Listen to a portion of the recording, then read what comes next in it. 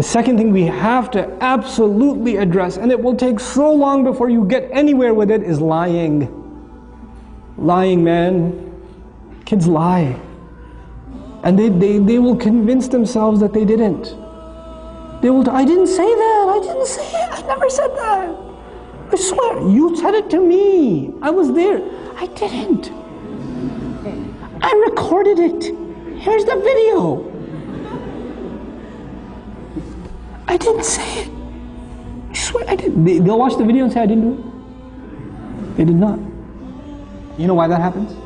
It happens because the first time they lied, and they actually admitted that they lied. Oh, ho, ho, ho, ho, ho, ho, ka'annahu yawmul qiyamati. Like, you lie in my house? So now, first you said, please tell me the truth. What did you actually say? And they finally said it, and then you came down with the axe. So the next time, like, I will take all of this. But once I admit that I lied, I know what comes next. You know, I am not doing that again. I am not admitting to this crime again. Because pleading guilty in this house does not work out for you. You got to stop that first. You cannot punish. You cannot punish extra for something that happened that's already made you angry. So the mother is angry because the child lied. Or because the child did something bad. Then she's angry because he lied about it. Then she's angry because she's like, tell me the truth, I'm giving you one last chance. One last chance. I'm going to ask you one last time. Even though she's going to ask 6 more times. But she says one last time. Tell me, and this is the only time I'm going to ask. I'm not going to ask again. Did you do it? No. Okay, I'm going to ask one last time. Before I tell your father. One more time. I didn't do it, I didn't do it, I didn't. And he'll go to bed, he'll cry, he'll wake up, I didn't do it, I didn't do it. He'll stick to it. And you're like, how do I deal with this? And you say, I know you did it. I know you did it. You're making me even more angry. And you get angry, and he gets more defensive. And you get angry, and he gets more defensive. And at the end of the day, you start pulling out your hair. The husband comes home, I don't know what to do with this one. He lied. And you're like, you lied? No, no, it starts over again. How do we have to deal with this? We have to take those situations, and sometimes you just believe them, even though you know they're lying. I believe you because I trust you. You wouldn't lie to me. You promised last time you wouldn't lie, so I trust you. And the other kid's like, buddy, I trust him. You're fine. You're not in trouble. And let him get away with a lie 3 or 4 times. Guess what's going to happen? Children are not inherently evil. Children are inherently good. Their nature is goodness. So when they do something bad, and you don't punish them for it, then they have an opportunity to ask their conscience. If you punish them for it, their conscience was not bothered, because they already got punished for it.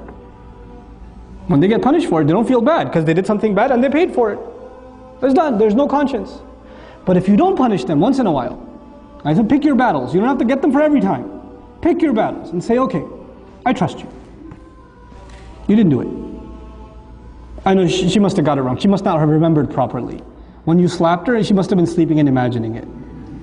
The mark on her face, I don't know, is red coloring. I don't know what it is. Doesn't even look like your hand, looks more like a foot. You know, so it's okay, you're not in trouble. You know what that does over time? Mama, I want to tell you something. I did do it. And then you come and you console and you say, it's okay. It's okay. I still trust you. I still trust you. And what you've done is you've taken the child away from being defensive. But it takes a little bit of long-term thinking to be able to do that. You won't be able to do that the first time. Like first, it's very hard to forgive those kinds of things, right? Especially if they hurt another child. If they wrong somebody else, it's hard. And you have to take that other child and take them to a corner and say, Beta, I know, I trust you too. I'm not angry at you either. And I know they did something wrong. But you don't have to be happy if they get punished. That's the other thing. One child gets happiness only when the other one gets punished. And they get so used to Abba. She pulled my ear the other day. They just came back from Scotland, my family. And when the little one came to me and said, you know, Api, she pulled my ear one day. I was like, when? I don't know. One of the yesterdays. I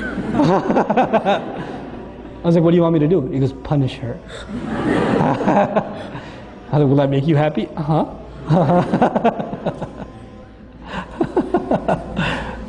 Sometimes kids do that, they get a kick out of the other one getting punished.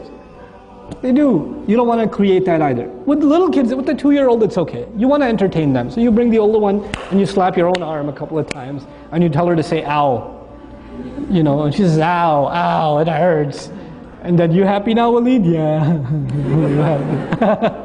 That's cool. But with older kids, when they get happy when the other one gets punished, that's a problem. That's a punishable offense.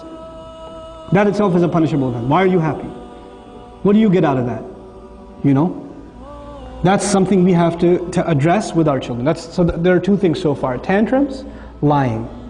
Lying. And lying, it's a long-term process. You don't get lying out of somebody's system right away. Especially because they don't even see it as lying anymore. They just see it as saving themselves. And kids, when they lie a lot, you know what happens? They actually start believing it themselves. They become better than any actor you have ever seen. They take on the role, boy. They will own it. And so you become extremely dumbfounded. Where do you even begin? Well, begin by not tackling it. Begin by disarming, taking the fear away.